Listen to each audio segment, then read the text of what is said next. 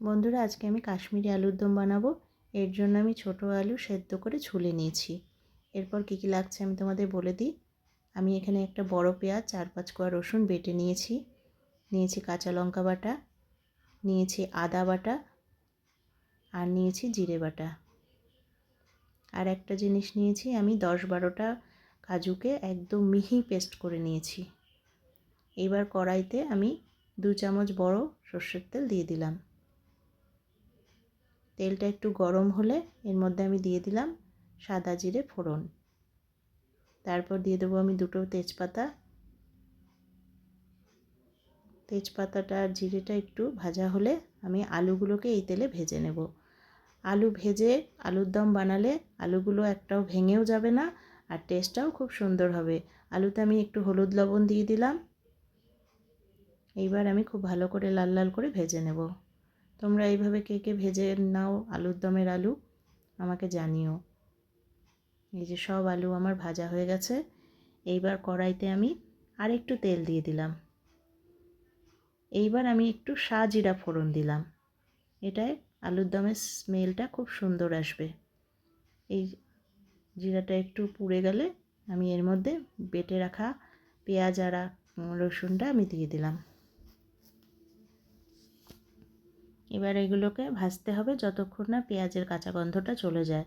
আমি দিয়ে দিলাম অল্প করে হলুদ, অল্প করে লবণ। তারপর আমি খুব সুন্দর করে পেঁয়াজগুলো ভেজে নেব।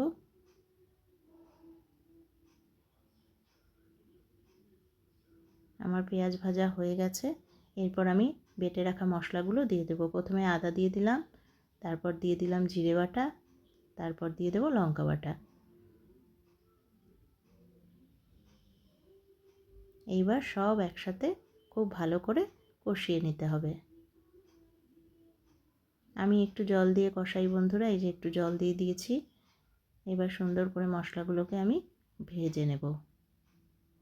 আর আমি দিয়ে দিলাম বেটে রাখা কাজু। এই কাজুটা দেওয়ার পর কিন্তু আমাদের কন্টিনিউ নাড়াতে হবে, নাহলে কাজুটা নিচে ধরে যাবে। এই যে আমি যেভাবে নাড়াচ্ছি তোমরাও সেইভাবে নাড়াবে, না হলে কিন্তু নিচে ধরে আসবে। এই নাড়াতে নাড়াতে দেখো আমার গ্রেভিটা এইরকম তৈরি হয়েছে। এইবার এই যে তেল ছেড়ে দিয়েছে, তার মানে বুঝতে হবে সব মশলা খুব ভালোভাবে কষে গেছে। এইবার আমি ভেজে রাখা আলুগুলো এর মধ্যে দিয়ে দেব। তারপর সব মশলা দিয়ে আলুগুলোকে একসাথে মেশাতে হবে। এই যে এইবার একটু আলুর সাথে মশলাগুলো কষিয়ে নিই। এই যে কষানো হয়ে গেছে, দিয়ে দিলাম মটরশুঁটি। তোমরা এটা স্কিপ করতে পারো। তারপর আমরা যেহেতু মিষ্টি খাই, আমি একটু জাগেরি পাউডার দিয়ে দিলাম। মিষ্টি না খেলে তোমরা এটা স্কিপ করবে, তবে আলুর দমে একটু মিষ্টি খুব টেস্ট হয় আলুর দম।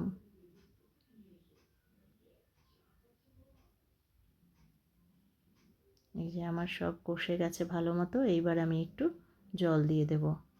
আমি এটার কোনো গ্রেভি রাখবো না, তাই আমি খুব অল্প পরিমাণে জল দিলাম। আর আলুও যেহেতু সেদ্ধ করা, তাই জন্য এই যে এই জলটা ফুটলেই কিন্তু আমার আলুর দম রেডি হয়ে যাবে।